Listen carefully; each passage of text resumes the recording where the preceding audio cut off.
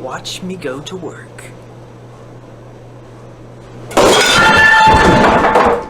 Oh!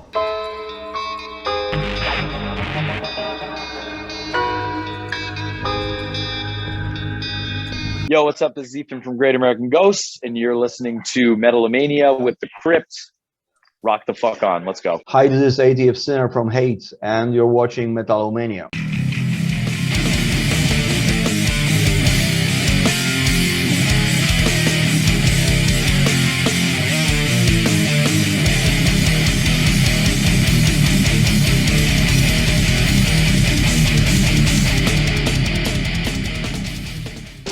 This cartoon is being hijacked by Anubis.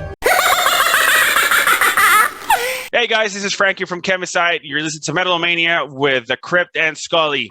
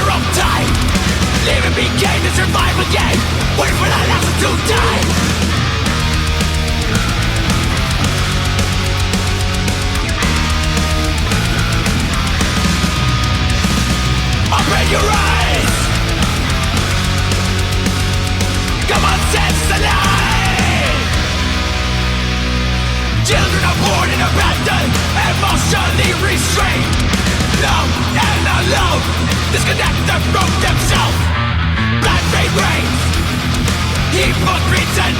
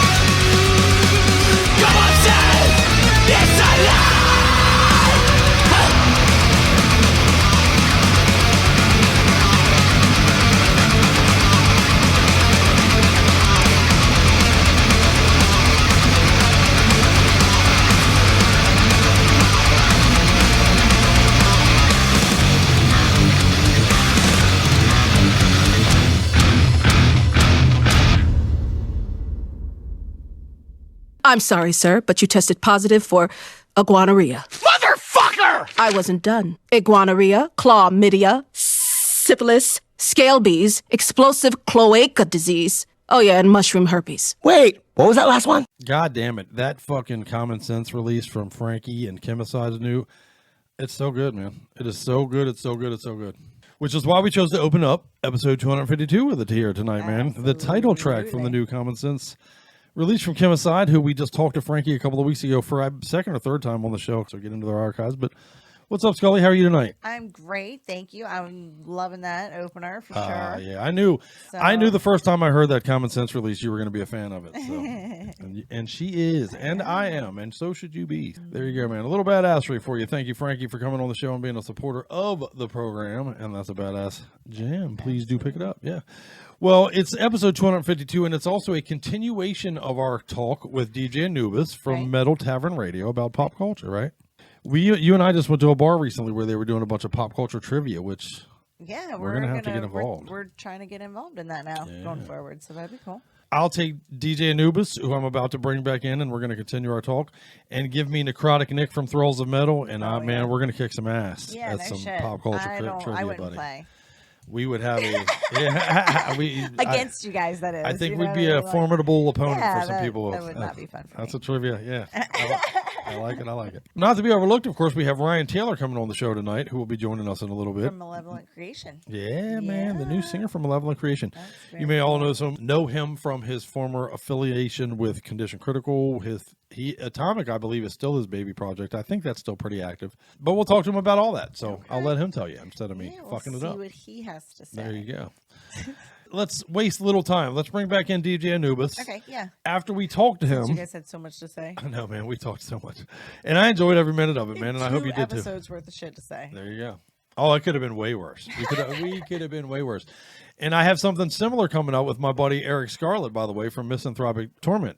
Oh. He came in and we did some talk. We did some Zoom talk, and we're giving that chat the treatment that you'll see that we have given to the chat with DJ Anubis right now. Okay. So I like it. I really appreciate it, guys, actually. So yeah she's happy to take her time. She's a busy cat. We're all staying busy. Everybody's busy, but everybody's busy. I like so to yeah, pop keep on hanging every out. now and again and just show my love for the bands and how we support the scene and we show their go buy merch. Look here, Pursuit, You my know? boy Henry and the gang. Pursuit hat. You got your Poison Breath shirt.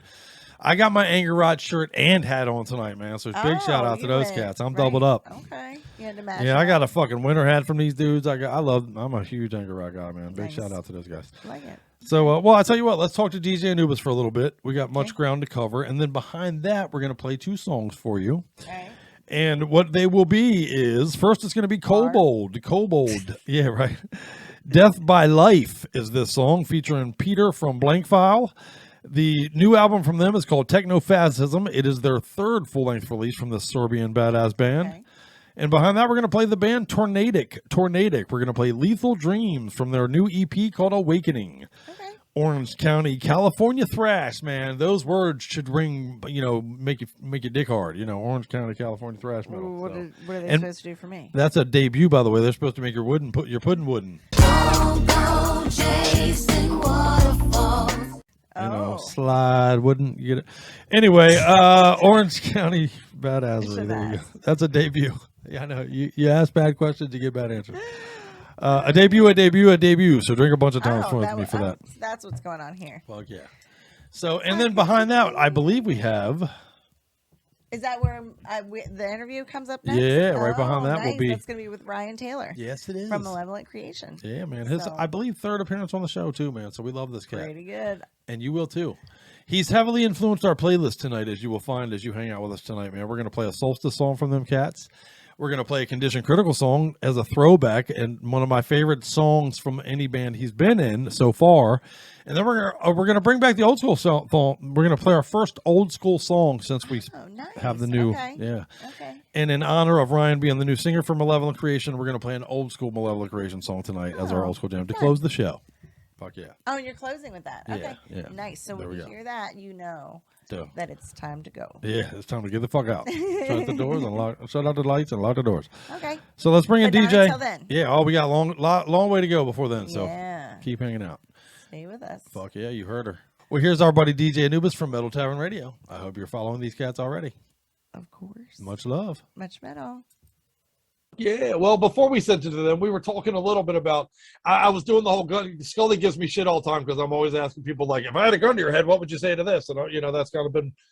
But we're doing gun to the headline of questioning a little bit more, and I'd like to continue it if I can for a second on Kevin Smith properties, brother. Like you mentioned, Dogma. I give you the Buddy Christ.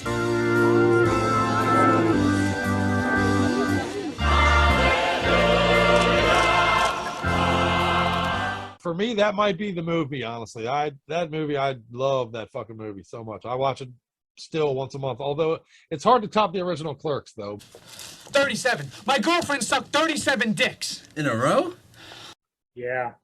I think my top 3 Smith movies right now are Zack and Miri Make a Porno. Oh, fuck yeah, that's a great one. Clerks and then Clerks 2. Like, I just really love the Clerks series. It's so good. So Clerks good. Clerks 3 when it gets done. Like, for whatever reason, he's got a knack for that particular way of making those particular films. Like, I didn't expect much from Clerks 2 when I remember going into it. Came out loving that shit. Like, loving it. So good. Oh.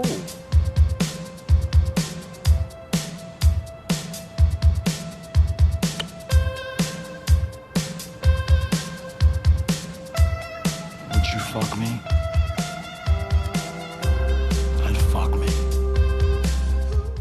He's the dialogue king, man. He is the dialogue king.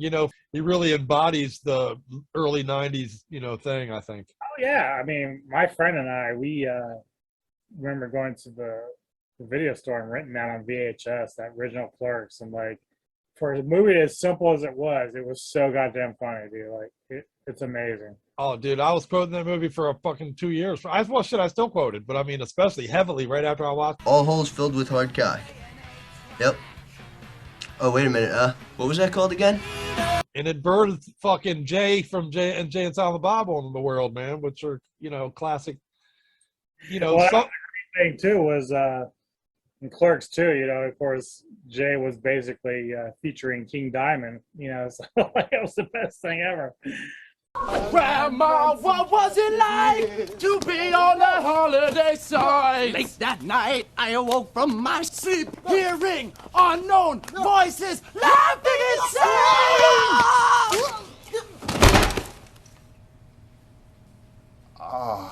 And Neko really loves King Diamond, so like she really loves that movie too. So. Fuck yeah, dude. Well, dude, we talked a little bit about Rosario Dawson earlier on the show, but I've always loved her, but the scene on the roof where she's teaching Dante how to dance, I fell in love with her like completely and with all of my soul even. Like, how can you not? Play something and turn it way up. Something danceable.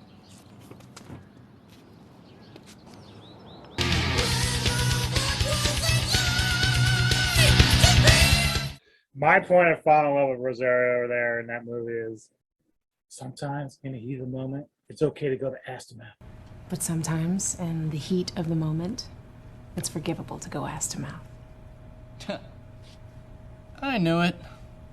I told you. Yeah, that's good shit, man. I'm a big fan. And now I don't love all of them. What do you think of his forays into horror? I thought Tusk was crazy, but I did like it. I know not a lot of people did, but I liked it. Yeah, it's nuts. It's out of this world nuts. But I'll be honest, I'm not a huge fan of Justin Long. I'm not, for some reason. Like the only movie I really liked him in that I can remember clearly, and of course kept part of that, huh? Was Dodgeball. No, well, He was good in that. He was good in that. Dodgeball is actually pretty good. But the Live Free or Die Hard with Bruce Willis. Okay. Tusk is interesting. Missy and I, Neko and I, we really enjoyed it because it was weird. It was weird. It was just really weird, especially and it's like, I know I haven't seen the Yoga Hosers yet. Have you seen that one? I have not actually. Shit, that's right. That's got his daughter, right? Yeah. So I don't know. I haven't seen that either. So I don't. That's like a semi-sequel, I guess, or part of that series. So I don't know. Horror-wise, he's pretty missed for me currently. Really?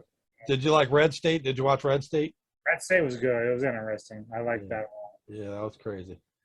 He's a wild dude, man. Honestly, it was the one of the Jay and Silent Bob movies I didn't care for, and I like those characters, so it's tough for me to say that. But the most recent one, I've just felt like all the jokes kind of felt a little bit like a reach to me. But other than that, I'm a big fan of Kevin Smith and I even like those college tour movies where he does the like speaking events at those colleges and shit. Like I think those are pretty interesting. Fuck off, Clerks boy. Giant Jay and Silent Bob Strikes Back from years ago was really good.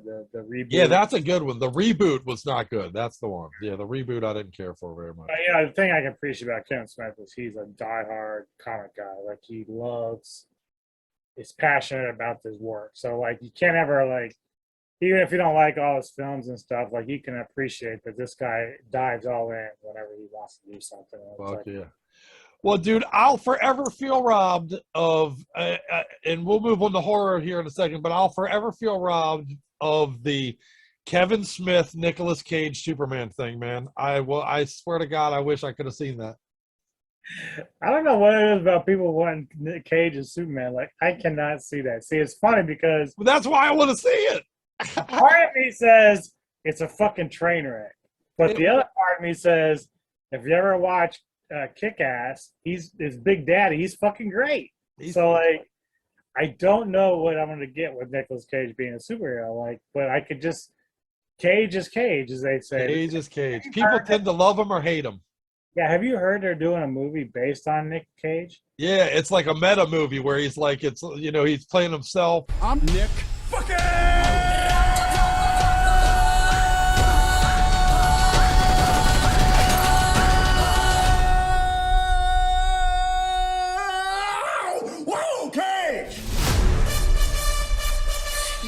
That looks fantastic. It looks fantastic. I can't wait. People either love or hate Nicolas Cage, and I'm firmly in the love Nicolas Cage camp. Firmly. I love him. I love the dude. I love Nick. He's done so much great shit, man. Yeah. Like he's not like, it's interesting because I'd read recently that he actually started doing more independent movies because he wants to help independent filmmakers. That's awesome. And that's why you're seeing him in like a lot of these, like one right now when he did Mandy, which Panos Camatos is one of my favorite directors right now. Dude, yeah. Mandy was amazing. Yeah, so he's doing a Pig. lot. Have you seen Pig? Not yet. I did see, the Wonderland. Willy's Wonderland is amazing, dude. I don't want to spoil it, but his character, I don't even want to say nothing. But dude, that's such a great fucking movie, dude. That's what's cool about Cage is that he'll just go and do all these like low budget stuff, and it's like great. The Color Out of Space was another recent one based on H.P. Lovecraft. Yeah, that was really good. That was really good. I enjoyed that. I love it. I love Nicolas Cage, man. I love Nicolas Cage. Yeah. Well, and he's in some good horror shit. I thought the Willy's Wonderland was good. What was the other one he just did too? It was I don't even know. It was like tribal, some futuristic crazy shit. But on the horror. Ghosts something. Yeah. Oh, Ghosts of the Wonderland or Ghosts of the Winterland or something like that. Yeah, that was good too. I enjoyed that. I didn't like that one, but oh, dude, I don't want to spoil it, but when the scene with his nut, oh my God, I died on that shit. That was so fucked up. He likes to push himself, that's for sure. He's got no boundaries, brother. Yeah. Well, and on No Boundaries, man, what are some of the horror properties? We've shit on some, and I am going to shit on a bunch of them, dude. You know, some of it just the remakes is a little too much. I'm not looking forward to the remake of the Pumpkinhead. We kind of talked about that. I'm not looking forward to them remaking the Firestarter movie. What is your thoughts on that? I did see the trailer. I vaguely remember the one with Drew Barrymore, the original. Oh, okay. See, I loved that one, and I that was an early movie for me. That was a kid movie for me. I watched when I was young. And I read that book. It's funny because Drew did a lot of that, like Cat's Eye and stuff back then. So like a lot of those movies are great with the Stephen King stuff. So oh yeah, fucking Cat's Eye was great. You know, I don't know. I don't have any interest in seeing the Firestarter movie that's coming out because, like, again, I'm terrified that I'm gonna go in and say this sucked. You know, like I am too, man. I love the original. Yeah, I suppose if some of these movies, because if they come to streaming services that I pay for, I'll probably check it out. But to this day, like, Neko and I have not watched A Nightmare on Elm Street with Jackie Earle Haley. Like, I love him as an actor. I just, I do too. Yeah. Robert Englund is Freddy. Yeah, you just can't do it. Can't do it. You Yeah. just can't fucking do it. I did watch it, and you didn't miss anything. Yeah, you really dodged a bullet there. Thank God. And dude, again, I say this all the time on the show. When it comes to these things, when it comes to horror movies, when it comes to properties, like I go in wanting to like it. I am the guy that likes things that most people that don't like it. I am the guy that liked it. I didn't hate The Happening with Mark Wahlberg. I get why everybody hated it. 100%, I get why, but I liked it. I enjoyed it. I liked it. Yeah. But I trust me, I get it. I think the acting was terrible. We need to do something. Just let me think. They're dying. I need a second. They released it? We're not near the road. We can't just stand here as uninvolved observers. I need a second, okay? Just give me a second. We're not gonna be one of those assholes on the news who watches a crime happen and not do something. We're not assholes. Just a second. There were children in that room. Elliot, please tell us what to do. I need a second, okay? Why can't anybody give me a goddamn second? I don't regret spending the time on it. Interesting concept. Right, exactly. I do like Shyamalan. He is like Me a lot too. of early stuff is really good. We just watched the last Glass was really good. Oh, Glass. I just watched his most recent one, Old. Have you seen Old yet? I've heard good things about that one. I did enjoy it, man. I very much did enjoy that shit. What do you think is his best? I mean, do you go Sixth Sense or do you go?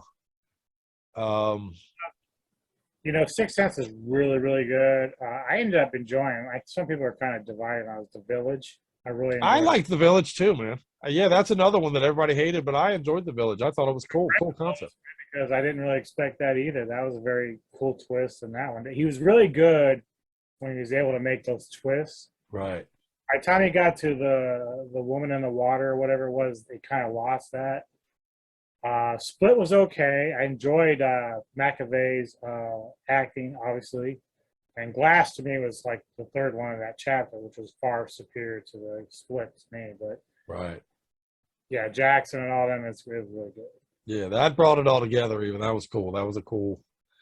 Yeah, I think Shyamalan's a guy worth watching. What are some of the directors you got on your radar? Like for me, I definitely am keeping an eye on that Ari. What's that? Ari Aster, I think it is the Midsummer guy, and the yeah, man, I'm enjoying him. And Jordan Peele is another one, but probably like you mentioned, Astor's a very good one. Eggers, who did Lighthouse and The Witch.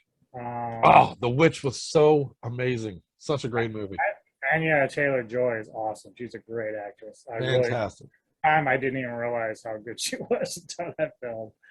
As I said before, Panos Cosmatos, who did Beyond the Black Rainbow as well as Mandy. He has a great way of using visuals and soundtracks. Christopher Nolan's always going to be a top one for me. A lot of the movies he took, like Inception, the Batman series. I didn't get to see Tenet, and people didn't really like it because maybe it was a little too confusing, so I don't know how that is. But dude, I fucking loved Tenet. I loved Tenet. I thought it was fantastic. I really did. Yeah. Well, and So, you yeah. know, funny story about that even. I am not a Robert Pattinson guy because all I know him from is the Twilight stuff, and I didn't get into it. I didn't like it. So when I heard he was going to be the Batman, I was very poo-pooing on it, very, very much. And then I watched Tenet, honestly.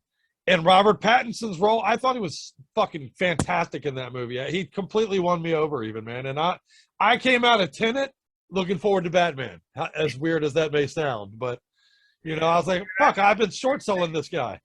when I heard Heath Ledger was playing a Joker, I'm like, I don't see it. I don't get it. And then what he did with that character is like monumental. Let's put a smile on that face. And then, of course, as you said, Pattinson, I only known him from Twilight and Harry Potter. And then I saw Lighthouse, what he did with Willem Dafoe, and that was like crazy good. Like it was great movie. So when it comes to the Batman, I'm very interested. I don't know how it's going to do. I haven't really looked at reviews or anything, but if I'm willing to, say I was wrong about Ledger, then I'm willing to say I was wrong about Pattinson. Me too. I've been wrong about a few, man. Let me tell you. When it's funny too, man, I'd like to get your take on this because as a dude, I think that dudes tend to dislike certain dude actors based on, You know, well, what's the Channing Tatum guy is a good example, I think. He came along, he did the stripper guy movie. Apparently, he used to be an actual stripper. So I know men that despise him, hate him, will not watch his movies, don't give a fuck. And honestly, at first, I was like, fuck this cute boy dude that everybody loves. And then I saw the 21 Jump Street movie and totally won me over. I think he's hilarious in it. And now I love him even. Like, if he's in it, I want to watch it, you know. But you want me to beat your dick off? You want to beat my dick off? I'll beat your dick off with both hands. Let's go. That's weird, man. Tatum, to me, I could take him or leave him. But as you said, he has a way of kind of winning you over. Like, when he was... I have a soft spot, actually, for the first G.I. Joe movie. I thought that was actually fun. Me too. A great reimagining.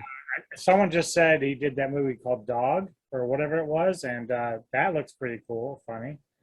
So, I mean, you know, it just depends. I know Neko had seen that, was it Magic Mike stuff, so she's like, yeah, it was good, but, you know, I'm sure it's for different reasons. Yeah, right, I'm sure, yeah. Yeah. For some reason, that movie never interested me. I wonder why. I can't figure it out. I think two actors and an actress that I really pay attention to now is probably Samara Weaving, who did The Babysitter as well as Mayhem. Have you ever seen Mayhem? Yes, so good, dude. I love her, actually. So yeah, she's amazing. Yeah. I love the Babysitter movies. Yes. Yeah.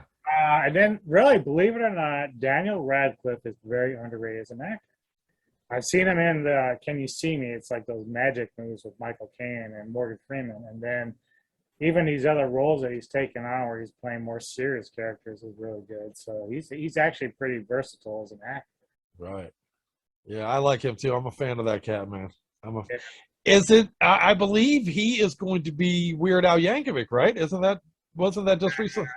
Something of that nature, yeah. Yeah, I think in a biopic of Weird Al Yankovic, Daniel Radcliffe is signed on to be Weird Al in that. So that's something I'm very much looking forward to. Did you grow up a Weird Al guy? To a degree. I watched all his videos a lot of times. It made me laugh. Like a surgeon, hey, cutting for the very first time. I never saw UHF. I think that's what it was called. Oh, I love that movie. But yeah, he's very intelligent, very funny. Like, you know, all those songs from the 80s, dude, I was like always laughing. Fuck yeah. I love UHF. He had a short-lived TV show that I was a big fan of. I'm a big Weird Al guy. I still think, for my money, the best Super Bowl halftime show of all time would be as if Weird Al did it. So, you know, I think he'd have fun. Yeah, dude. Why no one's even thought of that? Like, dude, it would be family-friendly. He's not a dirty guy, so you don't have to worry about a tit popping out or nothing. You know what I mean? It'd be a great... Yeah, that would be amazing. I think he's quite the showman. I think it'd be awesome. So. I'm looking forward to that Nope movie that I saw the trailer for that just the other day. That looks like it's going to be pretty scary. And I'm looking forward to that because not only is it Jordan Peele, but it's Stephen Yeun, who I just told you, I stopped watching The Walking Dead when Glenn died, and that was Glenn from The Walking Dead is going to be in that. Stephen Yeun, is this the same dude from the Mayhem? Right. Yes. Hey, it all comes full circle. There you go. Yes, it does. Okay, you don't wrap up the circle thing. Come on. Moving on. It puts the lotion on its skin or else it gets the hose again. Yes, that's a good, Precious. Okay, now it puts the lotion back in the basket. Please, mister, let me out! Put the lotion in the fucking basket!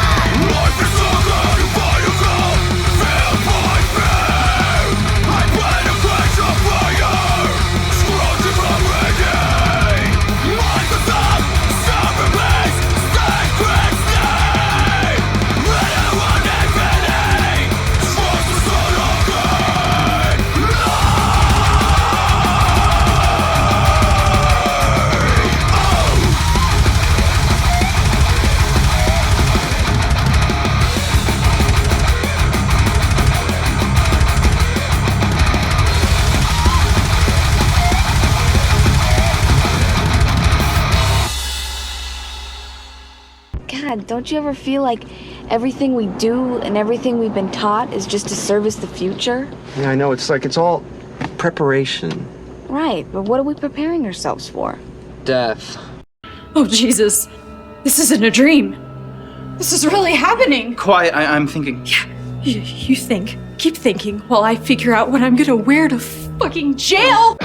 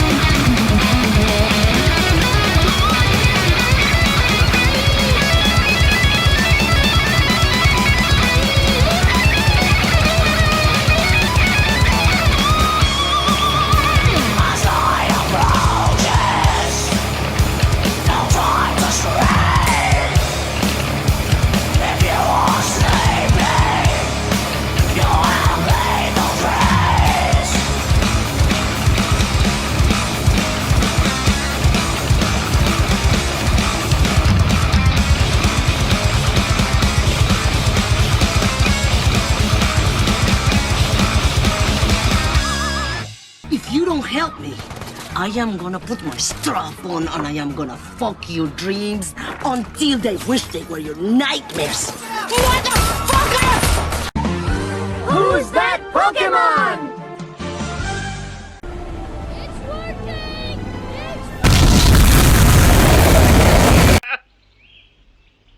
And now for something completely different.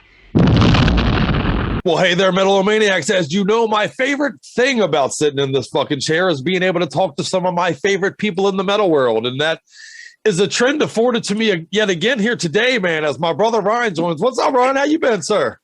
What up, Chris? How you been, dog? Dude, I fucking am super excited to catch up to you, man. It's been a while. Yeah, man, it's good. Thanks for having me, dog. Oh, dude, thanks for joining us, man. Well, let's take it from the top. How you been the last couple of crazy ass years? You know, last time we talked was pre-pandemic, so we've kind of gone that long ago. Damn, right before. I know, man. I mean, dog, I guess just like anybody who plays in a band, just like fuck, I want to play, and then just keeping afloat and fucking jamming and when I'm not being a slave, just jamming and just been waiting for this shit to end, because fucking I want to tour. Fuck yeah, man. Holy shit. Have you ever looked forward to getting on the road more than you are right now in your whole fucking life? Yeah, probably the first time I went to Europe. Oh, well, yeah, I get that. I can dig that. Yeah, or the first time I ever toured until I toured in the States, and then I wanted to like kill myself 3 days in. No, first time going to Europe is like, for any musician, that's like a landmark, I guess, Fuck yeah, man. Well, the metal bone stays hard and strong over there still to this day. So Yeah, hell yeah. well, all of our metalheads already, of course, know who you are, but tell them the many projects you're involved. You're always involved in at least multiple projects. And the Solstice project is still alive, right? Nah, I mean we didn't break up, but like when we were doing the album, the last one, dude, it took like forever. I actually gave it a run like 2 years before it was like released and finished. So he might even have like some other mix of it. I don't even know, but our player moved to Texas too, so it's like we didn't break up, but we just don't play. But like we at least got that record out. Oh, and it's a badass record, man. It gets regular rotation still around here, man. So That's cool. Thanks. The Atomic Project was a one-off too, right? I mean, that was intended to be a one-off from the start, right? You mean when we did the record and came back? Did the Fallout and all that? The Fallout was just like, because that's my first band, dog. You know, that's like, I was 12 when I made that band. Fuck yeah, that's where your heart and soul started there. Yeah, right. Yeah. One of my babies, you know, like some other shit, but no, that was our first band. But like we broke up. We didn't break up either. You know, bands don't really break up; they just stop playing, kind of. Yeah, right. And fucking like I don't know. At some point, our bass player left, and like it's not like when it's your baby and it's like you guys are like against the fucking world. It's like when one dude leaves, it's not like other bands. You'd be like, all right, we're just gonna get this dude. You know what I'm saying? But that shit happened, but that was right when I got in Thrash or Die, and then Solstice was right after that. And then I ended up doing a bunch of shit. And then the Fallout album was just because we like all had the time and we all wanted to finally like put those songs, like do a record, you know. But I don't know if that was a one-off. We just came back, played some shows, and then we're not really broken up. But like, if the dudes are in town and there's a show, we'll play it, you know. Well, yeah, dude. I love your approach, man. That's kind of my approach to shit, man. Let's fucking, you know. Yeah, fuck it, everything. Fuck yeah, man. Fuck right. If we're together, we'll do the thing. If we're not together, we'll do the thing next time. What the fuck, you know? Bro, don't force it. Fucking, if it happens, it happens, you know? Fuck yeah, dude. Well, and speaking of doing the thing, though, man, I got to ask, how did it come to be? Because, dude, you know, I believe it's the Beatles and the best of fucking that agree that when two good things come together, that's the good shit, right? So how did it come to be that you, one of my favorite dudes and some of my favorite bands, got together with another favorite band of mine, man, which is Malevolent Creation, dude? I love those cats, dude. I go way back with them fuckers, man. Nice, yeah. Honestly, it's not even that interesting of a story. They had a dude before. They had a dude before me, and the dude before me, they actually wanted me before him, but like Phil is the OG of the band, Phil Fasciano, the OG of Malevolent Creation, and he had already promised this dude the job pretty much, and fucking, you know, he wasn't gonna go back on his word. So they ran their stint with him. It didn't work out, and they asked me to do it. And I was like, all right, you know, because I really Solstice wasn't happening. I wasn't, honestly. I just have my band. I have a hardcore band down here, and I was just doing that. And I was like, yeah, it would be cool to go out and tour. And then it's kind of cool. It's kind of weird, the ladder I've like climbed, because it's like each band I join is like a bigger band, you know. Like I went from Atomic to Thrash or Die, and then Solstice, and then Malevolent Creation. And then it's weird too, because the bass player with me in Malev was with me in Solstice. And in 1992, Rod Barrett and Alex from Solstice went to Malevolent. So that's kind of cool, you know? Fuck yeah, man. It's been like a slow migration over there and shit. Yeah.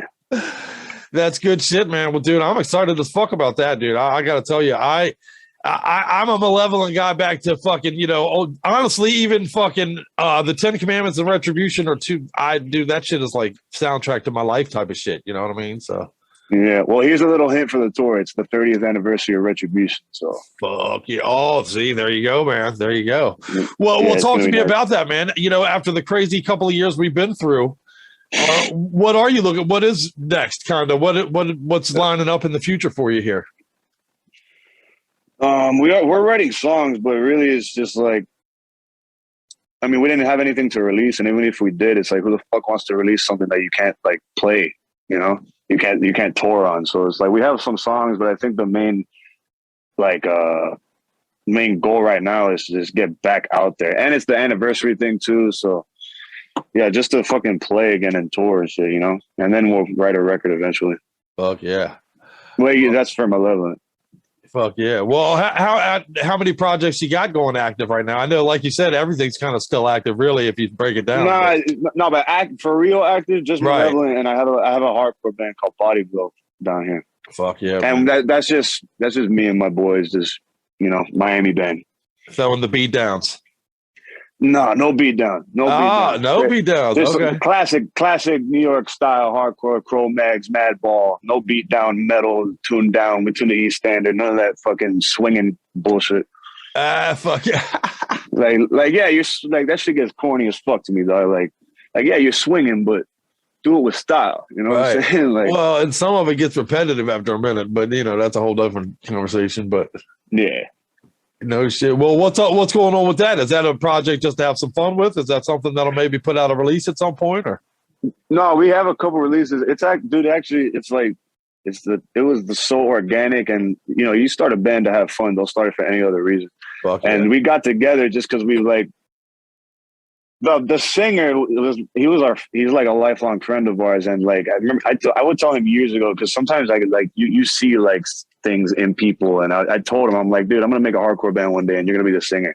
And he loves music, he's a music fan, he just don't play nothing. He's like, nah, I'm not gonna do that, blah blah. Then one day he was like, yo, that band Killing Time you showed me, this band Killing Time from New York, the record Bright Side, he's like, I've been singing it in my truck. And so we got together just to play Madball and Cro-Mags and Crown of Thorns shit, and then like, oh shit, we have a song, oh shit, we have 2 songs. So then we ended up doing a demo in 2020 in September. We did an EP after that. And then we actually toured. Well, it was a weekend, but we did 3 days with Madball in the last summer. So that was dope, you know. Our dumbasses, and they're like, yo, come out. We're like, are you serious? You know? Dude, fucking, yeah, Madball's that's DNA shit for me right there, brother. So. Yeah, oh, nice. Yeah, I love Madball.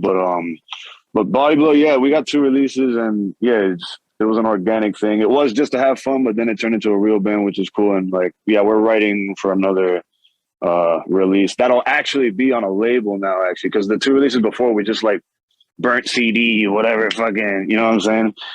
But I got a label from Europe that's gonna print it on a 7-inch. So, fuck yeah, man, that's what's up. Oh, it's gonna be called Miami Style. Miami Style. And of course, that's your hometown, where you're from and where you're talking to me from right now, right? I'm born and raised and currently in Miami, Florida. Fuck yeah. What's going on there right now in the world? Is the scene opening back up yet right there? Is that, you know, are y'all kind of, you know, it kind of never, bro. Miami's such a, but you got to understand, dude, and people not from Miami don't really get this, because everybody that's not from Florida just thinks Florida. Like I always tell people, I'm from Miami, I'm not from Florida, because it's a totally different world. You know what I'm saying? It's not the Hicks and the fucking whatever the fuck everybody else thinks. Right. Like that. It's like as soon as you get out of Dade County, it turns into that. But Miami is like a totally different world, bro. And I don't know, bro. It's a concrete jungle that I fucking grew up in and had to. It's just the life I know, and it never really changed the scene. I mean, shows stopped, but it just kept going, you know. Fuck yeah, playing at somebody's fucking basement for a little while. That's all. Yo, yeah, we ended up playing like houses and shit, like my hardcore band. But like for Body Blow, like that's like we want to do that. Like I want to play in the fucking kitchen or some shit, you know. Put us in the smallest fucking place, and we're gonna give you a good dose, so you know not to invite us next time. Fuck yeah! Welcome to Mike's Bar. Get the fuck out of the way. Yeah, hope you like this song. If you didn't, fuck you. Get the fuck out. Yeah, I love it. That's, man, I'll tell you, dude, I feel like we've been hibernating. I swear, I feel like, you know, almost that straight-jacketed feeling, you know what I mean? Like we've just been fucking taped to the goddamn floor in the goddamn house for so long. I can't wait to get the fuck out and do shows and Maryland Death Fest and all this kind of shit. Yeah, I mean, I think more people, like, I wasn't really stressing it, to be honest. I mean, I wanted a tour and shit, but yeah, I wasn't stressing it because what the fuck can you fucking do? You know what I'm saying? Not a fucking So it's thing. like, but it was, the more it was getting, because remember it was like, oh, and by May it'll be done. And then I was getting pissed off. And then at some point it's just like, bro, for real? Like, come on, dog. What the fuck? What the fuck, right? Well, see, I think you nailed something there even actually, because if you tell people, look, man, you got to do 9 months, you got a 9-month stretch. That's the deal. Brace it up, lock it in. That's the, people can do that. But when you tell them it's 3 months and then it turns into 4 and then it turns into 10 and then it, that shit starts to drain the fucking brain a little bit. Yeah, it's been crazy for everybody, dog. But, you gotta roll with the punches, dog. We're down, but not out. Yeah, goddamn right, man. Well, and speaking of fucking getting back up again, you cats will hit the road and and are you looking at spring, summertime? Is that what you're hoping? April, the beginning of April to the end of May, full U.S. tour. It's not.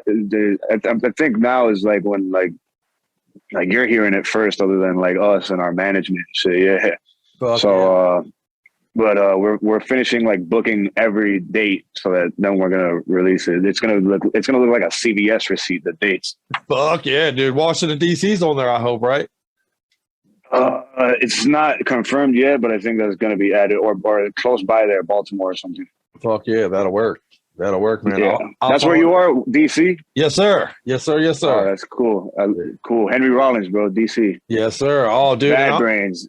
I'm an old motherfucker too, man. I used to break out of my parents' house and hitchhike to DC to see Bad Brains and Agnostic Front and fucking Exploited and all that shit, brother, Yeah, there's another DC band called Void. You ever heard of Void? Man, yes, sir. Yes, sir. It was an old punk band. Henry Rollins' old band, SOA. Yeah, I like all that. Back in the day type of shit, man. Yeah, I think I fucking got knocked out on one of their shows, actually, by an elbow. But, yeah, I feel you.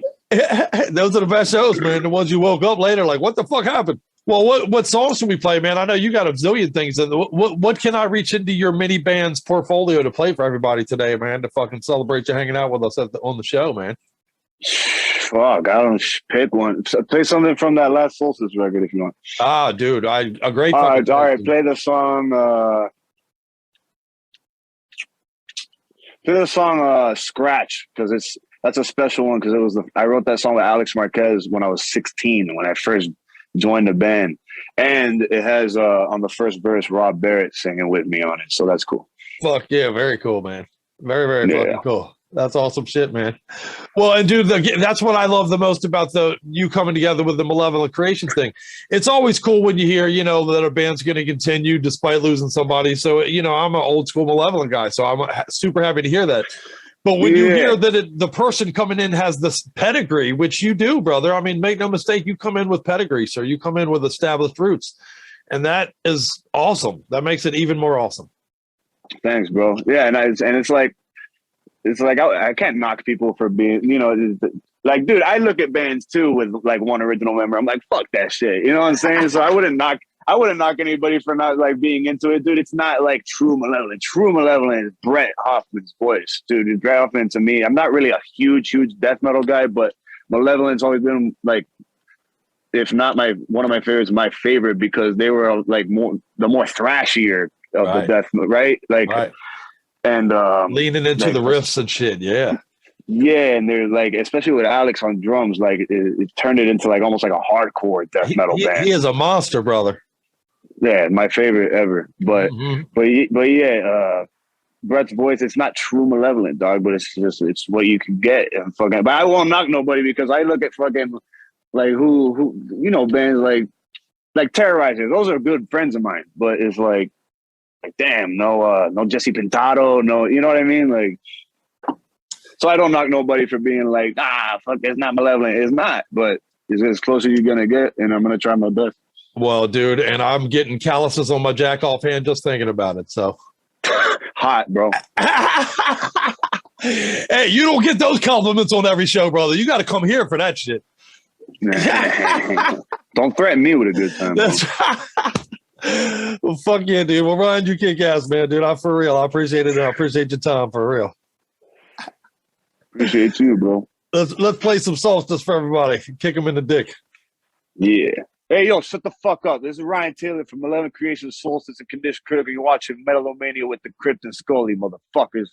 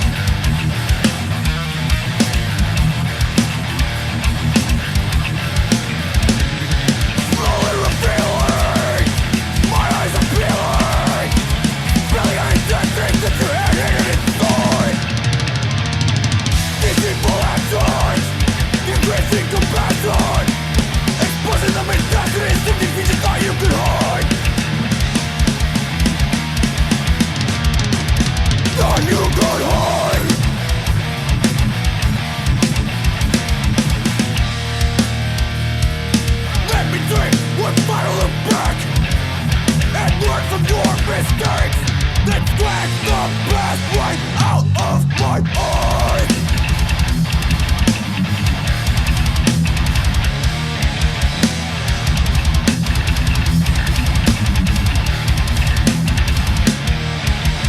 You choose your ways, the points in your fingers. Face the consequence. I see you land your blade dumb.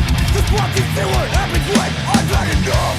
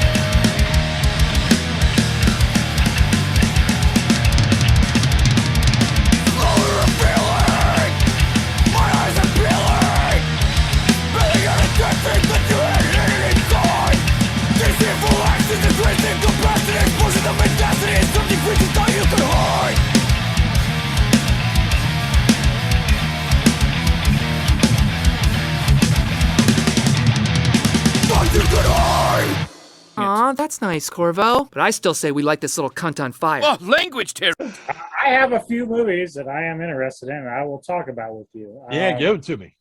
So I have 4 for 2022 and then 1 for 2023. So I'll start by mentioning Dark Harvest coming out in the fall of this year, projected. It's based on a 2007 horror novel of the same name. Dark Harvest is a film set in a small Midwestern town on Halloween 1963. October Boy, also known as Old Hacksaw Face and Sawtooth Jack, is an apparition who surfaces from the cornfields each year and heads to town with a butcher knife in tow. Here's where it gets interesting, which I did not think I was going to see. There, he's hunted down by the townspeople in an annual event called The Run. Oh, whoa. I was getting ready to say it sounds like a new take on the slasher, but no, yeah, it goes a different direction. Yeah, so like you got this guy, this being that's like attacking people, but then they actually have an annual event where they're actually hunting him too. Oh, very cool. Very cool. All right, I'm looking forward to that for sure. Then September 9th, and I don't know if you ever saw the original TV movie, but Salem's Lot is being remade. I am such a huge Stephen King guy. Me too. I did really love that. It's directed by Gary Doberman with the help from horror maestro James Wan producing. The film follows Ben Mears, a writer who returns to his hometown to discover the mysterious force that turns the residents into vampires instead of running away. Ben forms a coalition to fight the evil and save the town. So it has a similar plot to what we've seen in the original. Right. At one point they were talking about making a Salem's Lot TV show. I wonder whatever happened to that. Well, I do know that did you ever see the Exorcist series that they put out? Oh, yes. Yes, indeed. I actually have those. I have those on DVD. I'm a nerd. I caught like a couple episodes. Neko and I just haven't finished it, but kind of a slow starter for me. Yeah. Also in 2022, I'm not sure the date yet, is Prey. Oh. This is and you probably will know this is the origin story of the Predator in the world of Comanche Nation 300 years ago. So Naru, a skilled female warrior, fights to protect her tribe against one of the first highly evolved predators to land on Earth. And this is interesting because I think it was like the last Predator movie, the one before. I haven't really liked them, but they loosely based the plots off some books that I have. One's actually called Prey, but this was where a woman warrior is actually going to a different planet to fight the predators, and she actually befriends one. So there's these similar themes that we've seen in some of these Predator movies and Aliens and whatnot, because aliens do, converge into books against the Predators in the books I have. So fuck yeah. The first Alien versus Predator, I was like very excited until I realized he fucked it up. Yeah, right. They did too. And what a shame. We've been calling for that convergence since the 80s, And so with Prey, I'm hoping like this is kind of like a reboot to the point where they get it right. We really need a decent Predator film since the Predator 2, obviously, because those first two are great movies. Fuck yeah, they are. Then there's this other movie. I saw the trailer a while back. I don't know if you did. It's called X. And the premise is in 1979, a group of young filmmakers set out to make an adult film in rural Texas. But when their reclusive elderly hosts catch them in the act, the cast find themselves fighting for their lives. This has a very grindhouse grind thing going on with about the way it was shot. So if you haven't seen the trailer, check it out for sure because it's amazing. I looked at it and I was like, wow, this looks great. Yeah, it almost has like a early Texas Chainsaw feel to the trailer for me, maybe even. Yeah, I like it. See the new one on Netflix, the Chainsaw movie? I haven't yet. Have you? Yes. Do you? I actually did a little review on my YouTube channel for it. I actually came out of it enjoying it. I did. I did not think I would. I was going in saying, because everyone's saying all this stuff, and I'm like, I'm dreading going into this. Right. I actually did. Our mutual friend Blake from Pig Destroyer had some pretty negative things to say about it, actually, I saw online. So I was curious to. I haven't watched it yet. I will watch it, though, because I'm a fan of the properties. So, and I'm that guy. Well, let me ask you that. Even if you have low expectations, obviously, you still watch it, right? Because you're a fan of the property. It depends. Like I said, I have a hard time for myself going into A Nightmare on Elm Street 2010. Oh, right. It's just people love it. Now, Texas Chainsaw, like I've loved the first two, obviously, like everyone else. Love the Face, which is the third one is very good. After that, they're all really kind of forgettable, except for the remake of with Jessica Biel. Right. The Matthew McConaughey one was terrible, I thought, but right. But some people really like that stuff. So right. Then there's some other ones they did afterwards, the beginning. I haven't seen some of them, but I'm like, whatever. And then this one they said, was kind of like after the first one. So they're basically skipping everything else in between. So I'm like, okay. So I went in with the worst expectations about it because that's just how it is. So, but I mean, I'm not going to say it's the greatest one ever, but I think it did top. When I did my full ranking of all the movies, it came in third. That's okay. Cool. I came in pretty. I'll tell you this: if anything in this movie, the kills are going to impress you the most because it's so fun. Like from the minute that the first kill happens, I'm like, holy fucking shit. Oh, cool. Okay. Yeah, a friend of mine, Natalie, actually told me, she was like, look, I don't care if y'all like the movies or not. The kills in it make it a great movie, so you're going to want to see it. So people said that about Halloween Kills. I didn't see it, but everyone says, okay, well, the plot's not very great, but dude, the kills are just amazing. Right. I liked it, honestly. A lot of people shitted on it, but I liked it. I like Jamie Lee Curtis. I like the reimagining that they're doing. That's another one. The supposed, I mean, we've heard that before, but the supposed last Halloween movie is coming. Halloween Ends. They say this is the actual end. There's no more. The funny thing about that, though, is it usually, it may be the end for Carpenter, but like, I don't know if it's going to be the end for anyone else that wants to pick up the franchise, but that's usually what happens. Right, exactly. Ask Stephen King about that. No.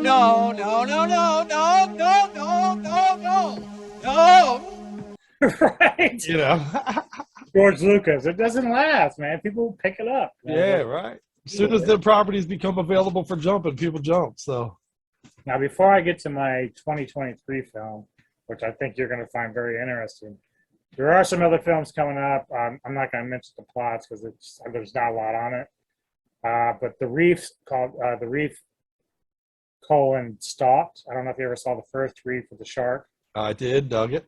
Based off a real story. The second one, sequel, is not, obviously. I don't think so, but they're capitalizing on that and trying to do it. So that's a little bit of interesting for me because I do like shark stuff.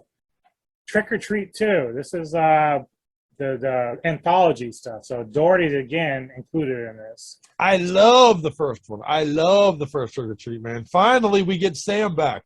Yeah, it's very good. And then they're going to do an Exorcist sequel, which will follow the first movie. So we're going to get that. So those are kind of interesting on the side. Right. And The Exorcist is going to skip everything from the first movie and it's going to pretend nothing else in between happened, right? Yeah. Right. I dug the third one. I still say Exorcist 3 was an amazing movie, but go ahead. But they want Brad Dourif? Yes. With George C. Scott and Brad Dourif. I love that fucking movie, man. I do. I love it. People say that one's, I mean, I've seen it a couple times. They say it's better than the second one, so I don't know. Definitely.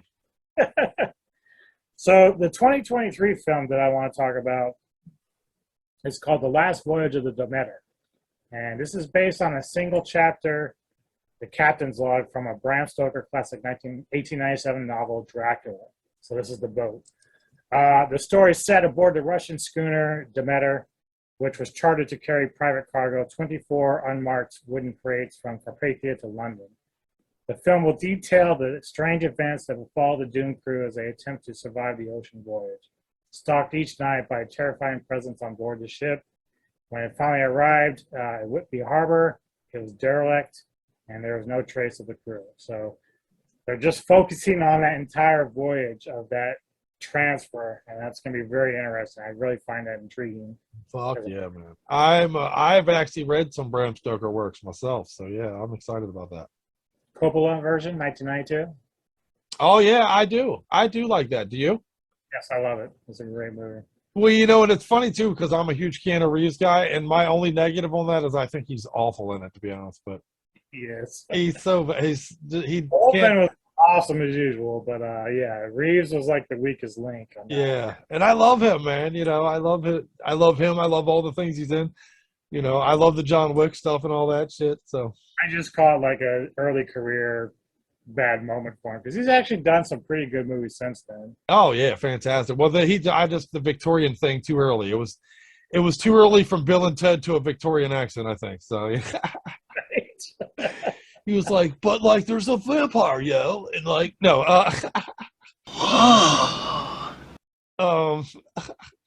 could really use that phone booth right now. Right. Well, you know, we talked earlier in the show about like we ended up on horror, but we talked earlier about Marvel, and I guess to wrap up this whole conversation we're having this week on the show, let's talk about a couple of things that seem like they're going to merge those, man. You know, it seems like Marvel's really trying to embrace a horror approach with their Morbius and with the new Doctor Strange approach movie. It sounds like they're really billing them almost as horror movies. Are you looking forward to those flicks, and what are your thoughts on them? Definitely Doctor Strange. And again, because of Loki and Spider-Man No Way Home, we've learned that the multiverse is really starting to kick in with the different timelines and whatnot. So that eventually is just going to lead to a lot of different stuff that we run into as far as like what we're seeing going on. Morbius, know nothing about. I have seen the trailer for it. I am interested in it. It does look a lot more horror-ish than Marvel superhero stuff, but yeah, I'm all in. I think they're actually redoing Blade too, so that's going to be interesting. Right, and how funny is that? I just recently was saying to somebody like, man, enough with the vampire shit, enough with, you know, but then now I'm super excited about so many vampire things. You know, I'm excited about the Morbius thing. I'm excited about Blade, you know what I mean? Like, so I guess I'm a hypocrite, is it what it amounts to, but it's me being a hypocrite is what it is.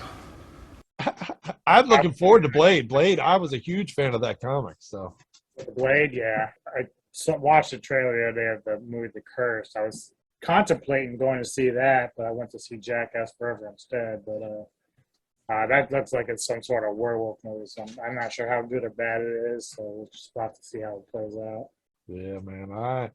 I'm drawing in any of that shit. I'm drawing in. You know, we talked earlier. Like, do you watch the franchise? I usually do, but I guess you're right. There are certain things. I did watch The Nightmare on Elm Street, but I didn't like it. But like, I still haven't been able to bring myself to watch this new Suspiria. So, yeah, see, that's one that again is I went into it because Suspiria is like the original is my all-time favorite horror movie. So like, yeah, you and I share that affinity for that film. And it still is, but I went into that film with the remake, and I'm like, I'm gonna hate this shit. The funniest thing about the remake for me is I actually thought it was well done.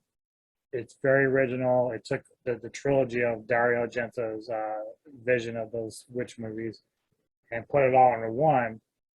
and he did it a different approach. I can't remember the director's name, but he did it a different approach, and I thought that was great. The last 10 minutes or so is where he lost me because he was doing something totally different than what he'd done for the entire movie. Oh, really? Okay. So a lot of people are saying, well, the ending's great, but I'm like, okay, but that's his nod to Dario's version. Like, the guy didn't even like Dario's version, so why is he even tempted to do this? Like, right. It would have been a better movie with a different ending, like not doing what he did. Like, it's so strange for me to say that because I'm like, most people probably go into that film looking for that. I'm just like, no. That guy was trying to do something totally different and then resorted to a Dario Argento effect at the end. And I'm like, I don't get it. Why? Well, I'm going to have to watch it, I guess, man. I'm going to have to break down and watch it. I'm just nervous about it. I do. The first movie is such a great, it's an iconic movie for me. Yes. It's the first movie I ever watched in my life. I've said this before on the show, but where I actively wanted to know who the fuck is the director of this movie. Like, seriously, what is going on here? This is vibrant and jumping out at me in a way I have never experienced before. So it made me a Dario Argento fan for life. So. Yep. Yeah, he's really good in that soundtrack and the visuals. Just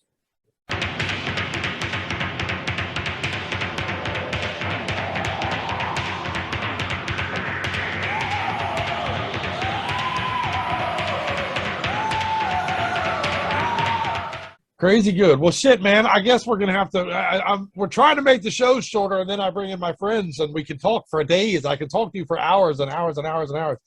And honestly, we didn't even cover on some of the other properties, but maybe we'll get into it in the future. There's that Don't Worry, Darling. I actually saw a preview for that recently. It looks like it's gonna be pretty fucking weird and fucked up. And I like if it's weird, I'm in. I like weird. So. Oh yeah, definitely. And some say I'm weird, man, and don't take it as anything as a compliment, but I consider you weird with me, brother. Let's be weird together for a long time. Weird doesn't begin to cover it. Amen. Behind the scenes, you and I are talking. We'll do more things together, man. We got some ideas we're brewing, so we'll be doing some more shit. And tell everybody one more time, if they're not already following Metal Tavern Radio, what do they got to do, man? Make sure they know and make sure they don't miss out. Just go to metaltavernradio.com and you'll find all of our podcasts. Each one has a drop-down menu for all the separate ones that we do. Thrash Zone, Meat Grinder, Hordes of Chaos, Rock and a Hard Place, which I've been doing, and of course, access to our YouTube stuff. And we have links to other YouTube personalities, which I'm going to be getting Metal-O-Mania up there soon. So yeah, you'll be able to reach out to a lot of different people that are here to entertain you. Fuck yeah, I'll be there, brother. Fucking entertained. We hope you found it entertaining, whimsical and yet relevant, with an underlying revisionist conceit that belied the film's emotional attachments to the subject matter. Hey, I'll be there, brother. You hit me up, I'll be there. And we got to give a shout out to our boy Kevin Tarrant out there, man. He's watching, so shout out to that dude. Kevin. Much love to you, brother. Thanks for hanging out.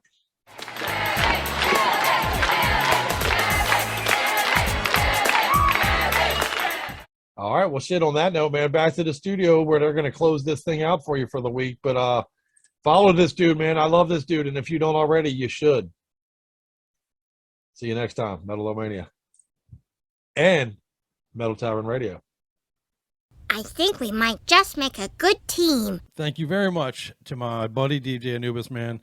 Not only a brother at arms and a brother at metal and all that, but a true brother, man, a good friend. I love that dude, man. I enjoy talking to him, as I think is evident even when you watch us talk about our shit. You can tell that we're having some fun, man. Good dude. And again, support Metal Tavern Radio if you are not already.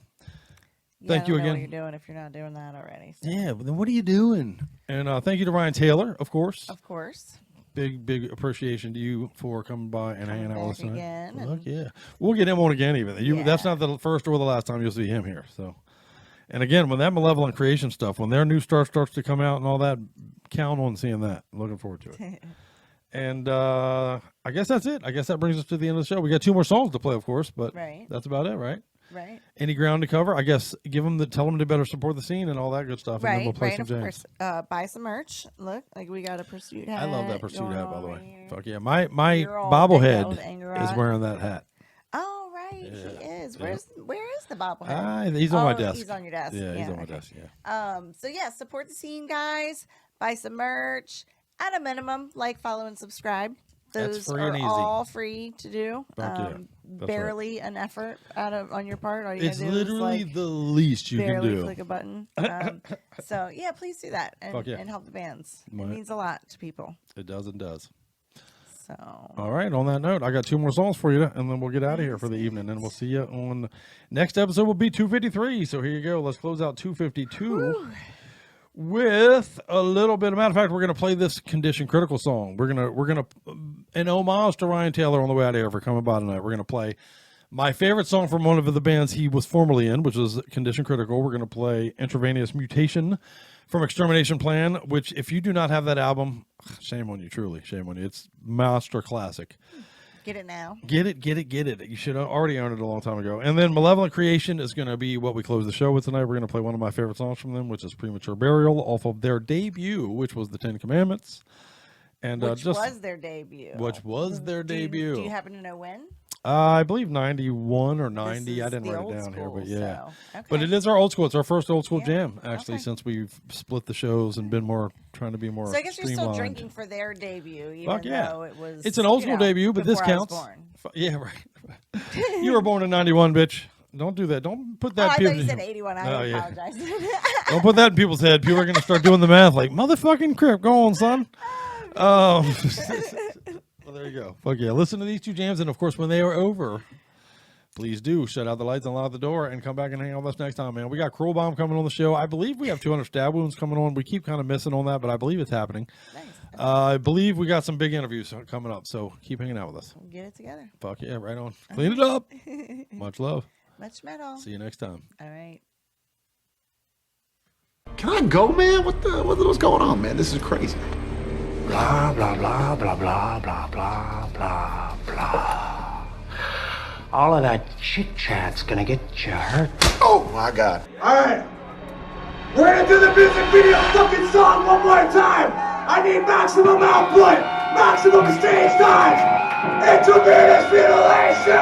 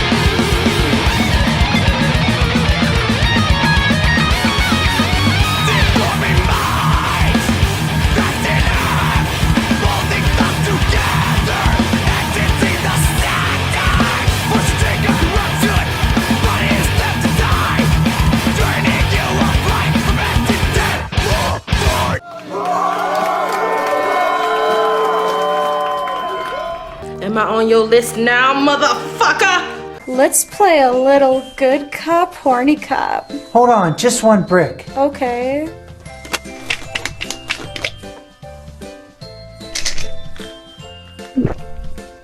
Now then, why don't you get a little closer and check out this cone? Ooh, ooh, yeah, baby, yeah, ooh. Fuck, motherfuck, noise. Yeah, my friend messaged me earlier and he said that he's gonna hold a candlelight vigil for my arsehole.